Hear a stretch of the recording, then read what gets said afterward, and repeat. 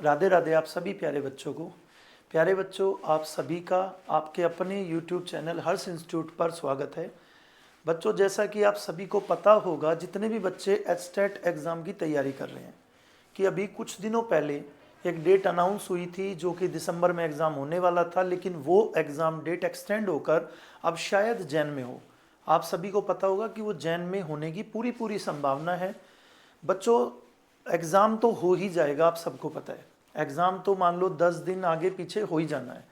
बात होती है, मेन इम्पोर्टेंस जो रखता है वो है हमारी तैयारी, कि हम अपनी तैयारी में कितने सीरियस हैं, अपनी तैयारी को लेकर कितना डेडिकेटेड हैं और हमारी तैयारी किस हद तक चल रही है। तो बच्चा पार्टी जो सबसे मेन पार्ट होता है, जिसमें हमारे बच्चे ज़्यादातर प्रॉब्लम फेस करते हैं, वो एक तो आपको पता होगा मैथ्स होता है, वो एक होता है इंग्लिश। एचटेट के एग्ज़ाम में हमारे बच्चों की सबसे बड़ी समस्या होती है बच्चों इंग्लिश। मैथ्स को भी बहुत हद तक बच्चे सोल्व कर ही लेते हैं, लेकिन जहाँ बात करें इंग्लिश की, तो इंग्लिश का नाम सुनकर ही एक पता नहीं क्यों बहुत बड़ा सा डर बैठ गया है मन में हमारे। तो इस इंग्लिश के बारे में अगर मैं बात करूं तो बच्चों इंग्लिश बहुत ज़्यादा वीक, बहुत ज़्यादा इजी इंग्लिश आती है। वीक तो नहीं कह सकते, क्योंकि इंग्लिश एक सब्जेक्ट है, सब्जेक्ट वीक नहीं होता। ये तो हमारा अपना एक मत है कि इंग्लिश वीक है। हम खुद के ऊपर बात ही नहीं आने देते कि हम इंग्लिश में वीक हैं। तो प्यारे दोस्तों, हम इंग्लिश के जो भी क्वेश्चंस एग्ज़ाम में आते हैं उनको डिस्कस कर रहे हैं।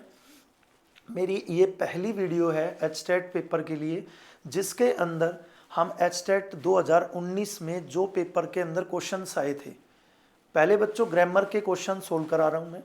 ग्रामर के क्वेश्चन सोल्व करेंगे हम, उसके बाद देखो जो वोकेबलरी भी आती है, जो वर्ड मीनिंग आते हैं, जिसे हम वोकैब बोलते हैं, सिनोनिम्स, एंटोनिम्स, वन वर्ड या इडियम्स, जो भी कुछ है, वो भी बच्चों अगर किसी और एग्ज़ाम के कंपैरिजन की बात करूँ तो बहुत ही ज़्यादा आसान आते हैं। तो बहुत आसान सा भाग है इंग्लिश का, तो उससे बिल्कुल ना डरें। हम उसको बहुत एक एक स्टेप करते करते समझेंगे। तो चलिए करते हैं स्टार्ट बच्चों। आज का पहला क्वेश्चन है 2019 के पेपर से लिया गया, क्वेश्चन नंबर 46 से। आप 2019 का पेपर डाउनलोड करके देख सकते हैं, ये क्वेश्चन आपको दिखाई देगा। तो प्यारे बच्चों, सबसे पहले मैं बात करूंगा आपको क्वेश्चन के साथ साथ कॉन्सेप्ट की। देखो, मैं अगर डायरेक्ट इसके आंसर बता दूं फ्रॉम, ऑफ, एट, कुछ भी, तो इससे तो बच्चों कोई फ़ायदा नहीं होने वाला है। ये चीज़ें तो आपकी नेट पे या बुक्स में आपको मिल ही जाएंगी। बात है आपका बेस स्ट्रॉन्ग करने की, कि अगर इस टाइप का क्वेश्चन आज के बाद फिर कभी दिखा तो आप उस क्वेश्चन को देखते ही समझ जाएं कि इसमें क्या आना है और वो क्यों आना है। तो प्यारे बच्चों, सबसे पहला क्वेश्चन हमारा क्वेश्चन नंबर 46 लिखा है आपके सामने, कि आपको इसमें देखो किसका चुनाव करना है, किस चीज को चुनना है, प्रेपोजिशन को। तो प्रेपोजिशन को बच्चों में यहाँ यूज करना है। 4 ऑप्शन गिवन है आपके सामने, कि कोई एक भर देना भाई इसमें। ठीक है जी। तो देखो, सबसे पहले मैं आपको एक बात समझाता हूं। जब भी बच्चों आज के बाद आपके सामने एक डाइड नाम का केस आ जाए, अगर आपके सेंटेंस में डाइड दिया हो, तो डाइड किस वजह से हुआ है वो चीज देखना बहुत इंपॉर्टेंस है। बहुत इंपॉर्टेंट बात जो है वो क्या है, कि डाइड हुआ किस वजह से है। बच्चों, अगर कोई व्यक्ति किसी बीमारी से, बिल्कुल मैं आसान भाषा में समझाने की कोशिश करूंगा, आप बिल्कुल एक एक चीज के नोट्स बना लेना। देखो, अगर डाइड, अगर कोई व्यक्ति मर गया है, डाइड का मतलब है मर गया है, यानी वो पीड़ित नहीं है, वो मर गया है। तो कोई भी व्यक्ति अगर मर गया है बच्चों किस वजह से, तो यहां पर देखो मैंने लिखा है आपके सामने, बीमारी से, या बच्चा पार्टी भूख से, या अगर हम बात करें प्यास से, या हम बात करें शर्म से। मैंने इंग्लिश में इसलिए नहीं लिखा इनको, क्योंकि जिन हमारे प्यारे बच्चों की इंग्लिश पहले ही वीक है, अगर मैं यहाँ पर उनको इंग्लिश में लिख दूँ तो उनके लिए और थोड़ा टेक्निकल हो जाएगा। मैंने हिंदी में बिल्कुल शुद्ध हिंदी में लिखा है, आप आराम से समझ सकते हैं। मैं इंग्लिश के भी वर्ड इसके साथ साथ बोल दे रहा हूँ ताकि आपको किसी को समस्या ना आए।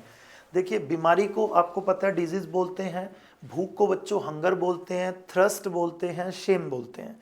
इस वजह से अगर किसी व्यक्ति की मृत्यु हो जाती है, यानी वो डाइड हो जाता है, देन बच्चों आपको हमेशा हमेशा ऑफ का यूज़ करना है। तो यहाँ पर हम बात सिर्फ एक कैंसर की नहीं कर रहे, अब हम कोई भी आ जाए, जैसे अगर लिखा होता ही डाइड डैश, अगर यहाँ पर बच्चों लिखा आ जाए हंगर, तब भी आपको किसका, ऑफ को ही आंसर देना था, ऑफ ही आपका आंसर रहेगा। अगर बच्चों शेम आ जाता है, यहाँ पर शेम आ जाता, ही डाइड डैश शेम आ जाता, तब भी आपको यहाँ पर ऑफ ही भरना था। तो उम्मीद करता हूँ ये वाली बात आपको बिल्कुल अच्छे से समझ आ जाएगी, और इसके बाद आपके सामने ऐसा कोई क्वेश्चन आता है तो आप बिल्कुल गलती नहीं करेंगे। एक बार रिपीट कर रहा हूँ मैं, कोई भी व्यक्ति की मृत्यु, देखो डाइड का मतलब है मर चुका है व्यक्ति, अगर इन 4 कारणों से हो, इन 4 कारणों में से किसी भी एक कारण से व्यक्ति की मृत्यु हो जाती है, तो बच्चों इस बीमारी से पहले, या आप कह सकते हो डाइड के बाद, आप कह सकते हो डाइड के बाद ऑफ का यूज होगा, या आप ये भी कह सकते हो कि इन चारों से पहले ऑफ का यूज होगा। बात तो एक ही है, या तो आप ये बोल दो कि इन चारों के चारों कॉन्सेप्ट से पहले ऑफ यूज होगा, या आप ये बोल सकते हो डाइड के बाद ऑफ का यूज होगा। तो भाई पहला क्वेश्चन हमारा यही था, 46 क्वेश्चन नंबर है 2019 के क्वेश्चन पेपर में। क्वेश्चन नंबर सेकंड है दोस्तों आपके सामने, और जो क्वेश्चन नंबर सेकंड है वो आपके सामने है एक ऐसा क्वेश्चन जो कि आप कह सकते हो नरेशन से लिया गया। तो नरेशन से जो क्वेश्चन लिया गया बच्चों, उसे हम डायरेक्ट इनडायरेक्ट कहते हैं, अक्सर आपने पढ़ा होगा।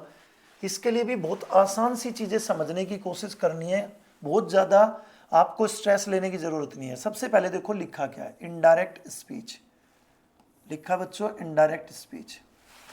देखो क्वेश्चन को अगर हम पढ़ते हैं तो लिखा है indirect speech for the given sentences. It means ये जो सेंटेंस है ना बच्चों, ये वाला सेंटेंस डायरेक्ट स्पीच है, और हमें इन 4 ऑप्शंस में से कोई एक ऑप्शन ढूंढना है, सही ऑप्शन को सर्च करना है जो इस डायरेक्ट स्पीच का इनडायरेक्ट बनेगा। ठीक है जी, मैं इस सेंटेंस को क्या नाम दे सकता हूं, डायरेक्ट स्पीच, इसको हम कहेंगे डायरेक्ट स्पीच। कैसे पता चला बच्चों, इस सेंटेंस को यहीं रहने देते हैं, एक छोटी सी बात समझाता हूं मैं आपको। आज के बाद आपके सामने कोई भी वाक्य कुछ इस तरह से लिखा हो, she said comma inverted coma, कोई भी वाक्य बच्चों आपके सामने कुछ इस तरह लिखा हो, she said comma inverted comma I go to Goa. तो प्यारे बच्चों आज के बाद आपके सामने कोई ऐसा सेंटेंस जो इन्वर्टेड कोमा के बीच में लिखा हो, या फिर दूसरी बात कोमा इन्वर्टेड कोमा दिया गया हो, मतलब 2 सेंटेंसेस के बीच में, जैसे एक सेंटेंस क्या है यहाँ पर ही सेड, दूसरा सेंटेंस क्या है आई गो टू गोवा। अगर 2 सेंटेंसेस को बच्चों कोमा इन्वर्टेड कोमा से जोड़ा जाए, कोमा इन्वर्टेड कोमा से जोड़ा जाए, तो उस सेंटेंस को प्यारे दोस्तों हमेशा हमेशा डायरेक्ट स्पीच नाम दिया जाता है, उस सेंटेंस को डायरेक्ट स्पीच कहा जाएगा। और जिस सेंटेंस के अंदर बच्चों आपको इन्वर्टेड कोमा और कोमा ना दिखे, उसी सेंटेंस को इनडायरेक्ट स्पीच कहा जाता है। जिस सेंटेंस के अंदर कोमा इन्वर्टेड कोमा ना हो, उसी सेंटेंस को इनडायरेक्ट स्पीच कहा जाता है। जिस सेंटेंस के अंदर कोमा इन्वर्टेड कोमा होंगे, उसे बच्चों डायरेक्ट स्पीच कहा जाता है। अब आपके सामने मैंने एक मोटी सी पहचान दे दी है, आप खुद देख लो, ही सैड, अब यहाँ पे देख पा रहे होगे कोमा है, इन्वर्टेड कोमा है। बच्चों जो इन्वर्टेड कोमा है ना, इन्वर्टेड कोमा का मतलब होता है उल्टा कोमा, उल्टा कोमा कहेंगे हम इसको, उल्टा कोमा। इन्वर्टेड कोमा का मतलब होता है उल्टा कोमा, कोमा का उल्टा भाग। ठीक है, तो आपके सामने लिखा है ही सैड कोमा इन्वर्टेड कोमा, यानी कि डायरेक्ट है, her sister will arrive from Mumbai today.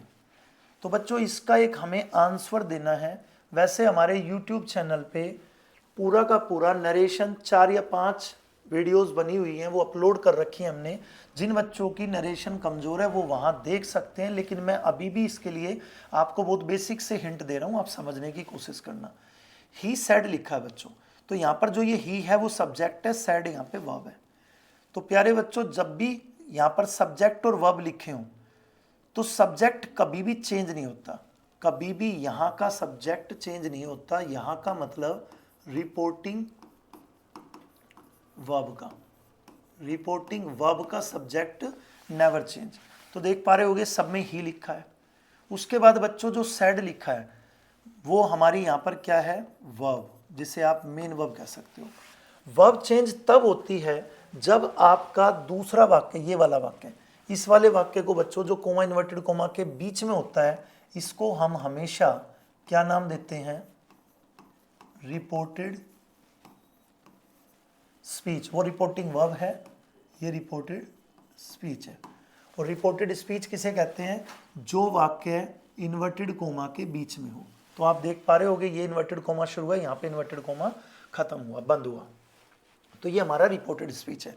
अगर आपकी रिपोर्टेड स्पीच सिंपल वाक्य हो, सिंपल का मतलब है अगर आपकी रिपोर्टेड स्पीच सब्जेक्ट से शुरू होती है तो आपको इसको चेंज नहीं करना है, ठीक है। आपकी रिपोर्टेड स्पीच अगर सब्जेक्ट से शुरू होती है, जैसे हर सिस्टर सब्जेक्ट है, तो आपको सैड को सैड लिखना है। देख पा रहे होगे सब में सैड है, ही सैड, ही सैड, ही सैड, ही सैड। यहां तक बच्चों क्लियर हो गई बात। कोमा इन्वर्टेड कोमा की इंग्लिश बच्चों हमेशा दैट नहीं होती।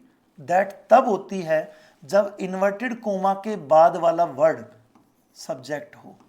जब इन्वर्टेड कोमा के बाद में, बिल्कुल बाद में सब्जेक्ट लिखा हो, मैंने अभी कहा था हर सिस्टर सब्जेक्ट है, तब इस कोमा इन्वर्टेड कोमा की इंग्लिश दैट होती है। तो आप देख पा रहे हैं सब में दैट इसीलिए यूज हुआ क्योंकि यहां पर सब्जेक्ट दिया हुआ है। अब बच्चों आते हैं हम विल पर। विल बच्चों एक प्रकार से, वैसे तो फ्यूचर है, लेकिन विल को आप प्रेजेंट मान के चलो, और विल का जो पास्ट होता है वो प्यारे मित्रों वुड होता है। विल का पास्ट वुड होता है। आप एचटेट की तैयारी कर रहे हो तो इतना तो आप लोगों ने पढ़ा ही होगा कि अगर हमारा सेंटेंस पास्ट से शुरू हुआ है, देख पा रहे होगे ये पास्ट है, देख पा रहे होगे ये भी पास्ट है। अगर हमारा सेंटेंस पास्ट से शुरू हुआ है, यानी अगर हमारी रिपोर्टिंग व पास्ट से शुरू हुई है, तो हमारी रिपोर्टेड स्पीच में हमें पास्ट का यूज करना है दोस्तों, यानी विल को यूज नहीं कर सकते, ये गलत। हम वुड को यूज करेंगे, विल को यूज नहीं कर सकते, हम वुड को यूज करेंगे।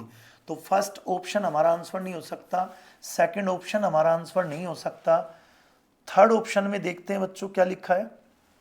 थर्ड ऑप्शन और फोर्थ ऑप्शन में दोनों में वुड है, ठीक है भाई।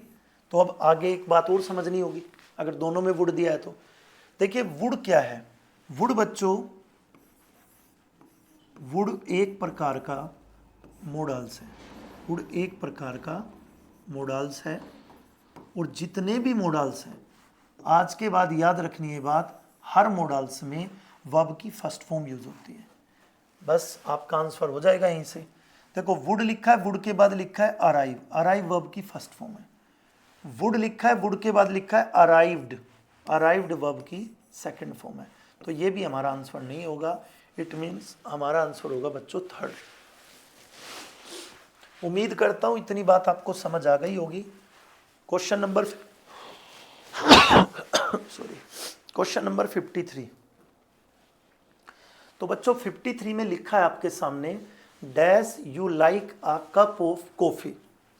बच्चों मैं आपको एक बात पहले, इससे पहले एक बात समझा दूं। देखिए जब हम कभी भी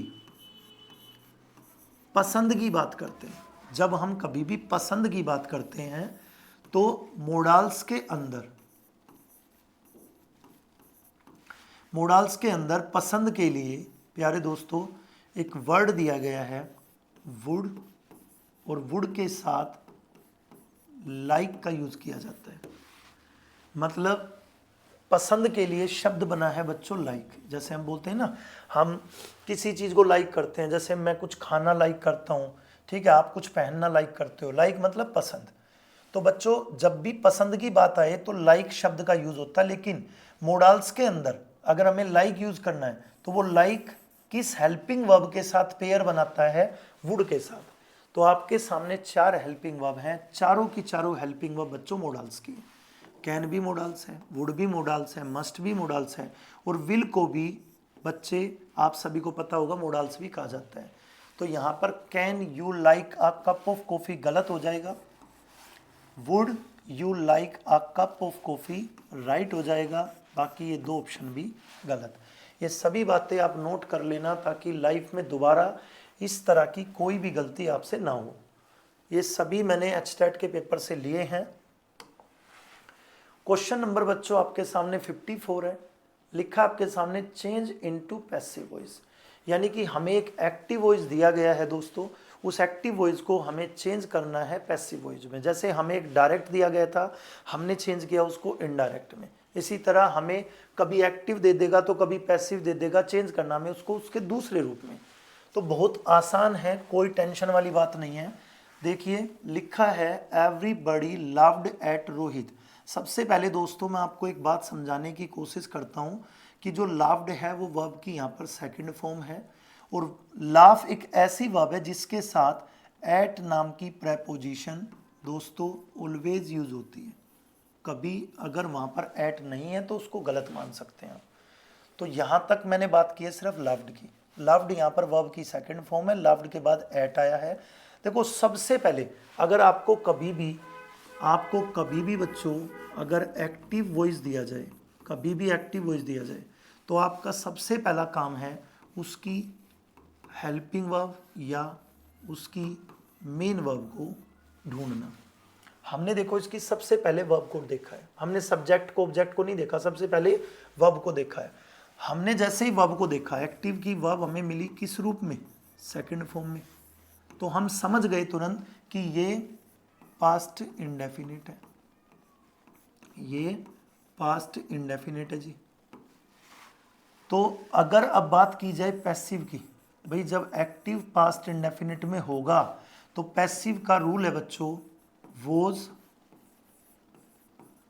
वर्ब प्लस वर्ब की थर्ड फॉर्म।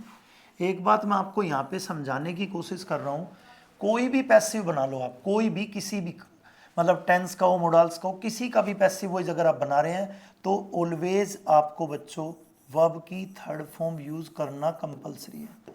वर्ब की थर्ड फॉर्म ऑलवेज यूज होगी। एक्टिव में सबसे पहले क्या चेक करेंगे आज के बाद आप, पहले हेल्पिंग वर्ब या मेन वर्ब, छोड़ दो सब्जेक्ट चेक करना, छोड़ दो ऑब्जेक्ट चेक करना, चेक करने लायक कुछ है एक्टिव में तो हेल्पिंग वर्ब या मेन वर्ब। जैसे ही आपको ये मिलेंगे ये तुरंत आपको टेंस का नाम बता देंगे, पास्ट इंडेफिनिट है जी। अब आपको पास्ट इंडेफिनिट का पैसिव का रूल पता होना चाहिए। मुट्ठी भर है बच्चों, केवल 8 पैसिव वॉइस बनते हैं, 12 टेंसेज में से 8 के पैसिव वॉइस बनते हैं, बहुत आसान है। ठीक है, मैं रूल लिखवा भी दूंगा आपको। वोज और वर, पास्ट इंडेफिनिट के एक्टिव का रूल जो है उसका अगर हम पैसिव बनाना चाहें तो हमारे पास दो हेल्पिंग वर्ब है, वोज और वर, और वर्ब की थर्ड फॉर्म तो लगेगी। तो चलिए आ जाते हैं अपने काम पर। अब सबसे पहली बात बच्चों, यहाँ पर एवरीबडी जो है वो एक सब्जेक्ट है। किसका सब्जेक्ट है जी, एक्टिव का। ये सेंटेंस हमारा एक्टिव सेंटेंस है, हमें इसका पैसिव वॉइस ढूंढना है। ये जो रोहित लिखा है बच्चों ये हमारे एक्टिव सेंटेंस का ऑब्जेक्ट है। तो आपके सामने एवरीबडी सब्जेक्ट है, रोहित ऑब्जेक्ट है। पैसिव वॉइस जब भी बनाते हैं बच्चों तो ऑब्जेक्ट को सब्जेक्ट की प्लेस पर रखते हैं, ऑब्जेक्ट को सब्जेक्ट की जगह रखते हैं। जो हमारा ऑब्जेक्ट है जैसे रोहित, तो वो सब्जेक्ट की जगह रखना बच्चों। तो एवरीबडी तो सब्जेक्ट यहाँ पर भी और यहाँ पर भी, यानी एक्टिव का सब्जेक्ट भी एवरीबडी है और पैसिव का भी, तो ये तो कभी भी नहीं हो सकता आंसर। तो हमारा सेंटेंस शुरू होना चाहिए रोहित से। तो रोहित बच्चों आपके सामने लिखा है, रोहित के साथ वोज आएगा, बिल्कुल ठीक है। वोज के बाद बच्चों लव्ड, वो भी बिल्कुल ठीक है, क्योंकि देखो पहले आता है सब्जेक्ट, फिर आता है हेल्पिंग वर्ब, फिर आता है मेन वर्ब। तो आप चेक कर पा रहे होगे रोहित एक सब्जेक्ट है, वोज एक हेल्पिंग वर्ब है, मेन एक लव्ड एक मेन वर्ब है। और मैंने ऊपर समझाया था आपको कि लव्ड के बाद एट ऑलवेज आएगा। तो देखो लव्ड के बाद एट यहाँ भी आया है, चाहे आप एक्टिव से पैसिव बनाओ, पैसिव से एक्टिव बनाओ, लव्ड के बाद से एट हटाना बिल्कुल गलत हो जाएगा। तो लव्ड के बाद एट भी बिल्कुल ठीक है। और रही बात बच्चों एवरीबडी की, तो एवरीबडी एक्टिव के अंदर क्या था, सब्जेक्ट, वो सब्जेक्ट पीछे चला गया, अब वो क्या बन गया इसका, ऑब्जेक्ट। अब एवरीबडी बन गया ऑब्जेक्ट, और ऑब्जेक्ट से पहले बच्चों पैसिव वॉइस में बाय लगाया जाता है। तो ये बात तो ठीक है, एक बार इसको भी चेक कर लो। रोहित हैड, ये तो रूल ही नहीं है। रूल क्या है, वोज वर्ब प्लस वर्ब की थर्ड फॉर्म, तो ये गलत है। फिर देखो एक वोज वाला हो रहा है, रोहित है, वोज है, लव्ड है, क्या मिस है यहाँ पर, एट। ऊपर क्या सिखाया था आपको, लव्ड के बाद एट हमेशा आएगा। इट मीन्स बच्चों ये भी आपका आंसर नहीं हो सकता, आपका आंसर होगा सेकंड। तो यहाँ तक भाई उम्मीद करता हूँ कि बिल्कुल समझ आ जाना चाहिए। बहुत आसान सेंटेंसेज आते हैं आपके एग्जाम में, बहुत लंबा चौड़ा कोई सिलेबस नहीं है, डरने की ज़रूरत नहीं है बिल्कुल भी इंग्लिश से। नेक्स्ट क्वेश्चन है बच्चों आपके सामने, चूज द करेक्ट वन। आपको कोई एक इनमें से चुनना है। सबसे पहली बात तो आपको ये पता होना चाहिए कि आपके सामने जो सेंटेंस है वो किसका है, प्रेजेंट का है, पास्ट का है, फ्यूचर का है। तो देख पा रहे होगे, आई वॉज टायर्ड, वॉज नहीं बता दिया कि ये कौन सा टेंस है बच्चा, पार्टी पास्ट है। उसके बाद देखो लिखा है बिकॉज, बिकॉज के बाद लिखा है बच्चों I dash for a long time. तो प्यारे बच्चों देखो यहाँ पे ऑप्शन दिया है वॉज वर्किंग। कभी भी याद रखना ये भी वॉज और ये भी वॉज नहीं हो सकता, यानी दो बार वॉज इकट्ठा यूज नहीं होगा। दूसरी बात एम दे रखा है, जब ये पास्ट है तो ये प्रेजेंट का कंटिन्यू नहीं बनेगा, तो इसको भी कट कर दो। अगर मैं बात करूं अब इन दो ऑप्शंस की, तो यहां पर बच्चों एक ऑप्शन है हैव बीन और एक ऑप्शन है हैड बीन। एक बात समझाता हूं आपको, एक पेयर होता है वर्ब की सेकंड फॉर्म प्लस, या इस वर्ब की सेकंड फॉर्म के साथ हम लिख देते हैं past indefinite. Past indefinite, past indefinite का कॉम्बिनेशन बच्चों बनता है किसके साथ, हैज, हैव प्लस वर्ब की थर्ड फॉर्म। यानी कि इस पास्ट का इस प्रेजेंट के साथ तो कॉम्बिनेशन बन जाता है। तो आप देखो हमारे पास हैज़ बीन हैव बीन है क्या, नहीं है जी। तो हम यहाँ पर यूज़ करेंगे, सॉरी हैज़ और हैव है क्या, यहाँ पर हैज़ बीन वर्किंग है हमारा, इसका पेयर किसके साथ बन जाता है बच्चों, हैज़ और हैव के साथ, यानी इस पास्ट का इस प्रेजेंट के साथ तो बन जाता है। तो जैसे यहाँ पे वॉज टायर्ड, यानी कि ये एक पैसिव वॉइस है, ये पैसिव वॉइस है। कैसे, अभी आपको इससे पहला क्वेश्चन जो कराया था उसमें आपको क्या बताया था, मैंने बताया था वॉज वर्ब प्लस वर्ब की थर्ड फॉर्म, यानी कि ये पैसिव वॉइस की पहचान है।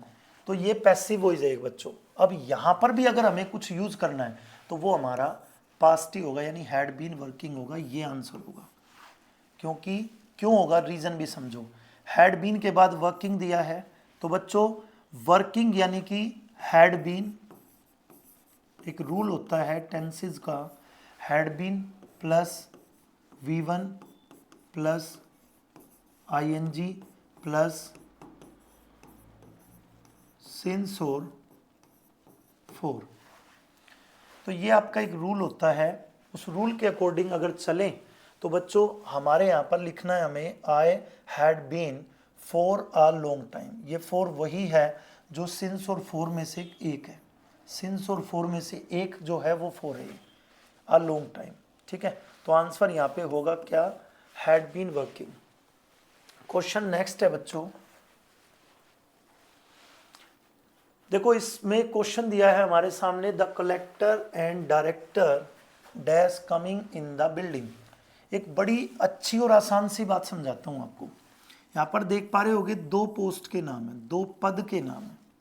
अगर कभी भी दो पोस्ट के नाम किससे जुड़े हों, एंड से जुड़े हों, जैसे लिखा हो क्लर्क एंड पियून, लिखा हो बच्चों प्रिंसिपल एंड टीचर, और उन दोनों में से किसी एक के पहले आर्टिकल यूज हुआ हो, दो नाउन, इनको दोनों को नाउन कहेंगे हम। डायरेक्टर यहां पर क्या है, एक नाउन है। कलेक्टर भी बच्चों यहां पे क्या है, एक नाउन है। जब दो नाउन एंड से जुड़े हों और केवल पहले वाले नाउन से, यानी एक नाउन के पहले दा दिया हो, तो बच्चों ये जो दोनों पद है ना, ये एक ही व्यक्ति के पास है। यानी कि जब भी कभी बात किसकी की जाएगी, दो पोस्ट की, दो पोस्ट की बात की जाए और किसी एक पोस्ट से पहले बच्चों क्या लगा हो, द, तो समझ लेना वो एक ही व्यक्ति है, वो एक ही व्यक्ति है जो दो पद पे काम कर रहा है। हो सकता है जो आपके स्कूल का प्रिंसिपल है वो ही आपको पॉलिटिकल साइंस पढ़ा रहा हो, यानी आपके स्कूल का प्रिंसिपल पॉलिटिकल साइंस भी पढ़ा रहा है, यानी पोस्ट दो हैं लेकिन एक ही व्यक्ति दोनों की भूमिका निभा रहा है। तो जो कलेक्टर है वही डायरेक्टर है या जो डायरेक्टर है वही कलेक्टर है। तो इसका मतलब इंसान एक है, पोस्ट के नाम दो दिए हुए हैं। तो इससे बच्चे कंफ्यूज हो जाते हैं। बच्चों को लगता है कि भाई यहाँ पर तो दो व्यक्तियों की बात हो रही है, तो यहाँ पर प्लूरल सब्जेक्ट हो गया, आर लगा दें। बिल्कुल आर नहीं लगा सकते आप, क्योंकि ये सिंगुलर सब्जेक्ट है दोस्तों। ये सिंगुलर सब्जेक्ट है जब भी दो पोस्ट, यानी कि एक पोस्ट उसके बाद एंड, दूसरी पोस्ट उसके बाद, देखो दो पोस्ट एंड से जुड़ी होंगी और एक पोस्ट से पहले बच्चों दा लगा होगा, तो इनको आपको क्या मानना है, एक ही व्यक्ति मानना है। जब एक ही व्यक्ति मानना है तो मित्रों सिंगुलर सब्जेक्ट हो गए, तो सिंगुलर सब्जेक्ट हो गया भाई। और सिंगुलर सब्जेक्ट हो गया तो हम यहाँ पर सिंगुलर वर्ब का यूज करेंगे। सिंगुलर वर्ब हमारे पास कौन कौन सी है चेक करते हैं। देखो ये भी प्लूरल है। सिंगुलर सब हेल्पिंग वर्ब है हमारे पास, या तो हैज या तो इज। अब अकॉर्डिंग टू टेंस देखेंगे। अब देखो है तो दोनों सिंगुलर, अब टेंस के अनुसार देखेंगे कि टेंस में किस तरह की वर्ब की नीड है। तो आप देख पा रहे होगे लिखा कमिंग। कमिंग का मतलब होता है V1 प्लस ING, जिसे बच्चों वर्ब की फोर्थ फॉर्म कहा जाता है। V1 प्लस ING को वर्ब की फोर्थ फॉर्म कहा जाता है। तो हम इस वर्ब की फोर्थ फॉर्म के साथ हमेशा इज का यूज करते हैं, क्योंकि हैज के साथ,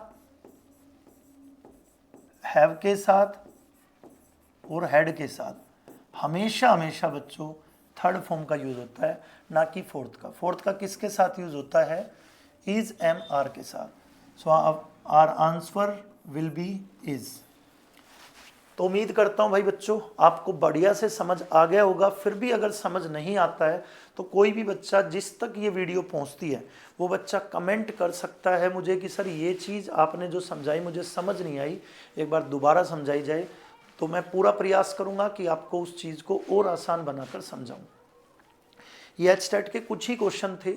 अगर आप तक ये वीडियो पहुंचती है, आपको अच्छी लगती है, तो आप ज़रूर इसके बारे में कुछ अपनी सलाह दें, अपने कुछ कमेंट्स करें जो आपको अच्छा लगे, ठीक है। जिसके बाद मैं चाह रहा हूँ कि कुछ और वीडियो एचटेट के पेपर को लेकर बनाई जाए। जितने भी एचटेट के पेपर 2023 तक के हैं मैं इस पे अपलोड करने की कोशिश करूँगा। इंग्लिश का पोर्शन, चाहे वो वोकेबलरी हो चाहे वो ग्रामर हो। आज हमने सिर्फ ग्रामर के कुछ क्वेश्चन लिए थे बच्चों। इसके बाद नेक्स्ट वीडियो के अंदर वोकैब भी और क्वेश्चंस भी, जो आपका पेपर होगा बिल्कुल पेपर डिट्टो आपके सामने ओपन करके सारे क्वेश्चंस कराने की कोशिश की जाएगी। जय श्री राधे आप सभी को एक बार फिर से भाई।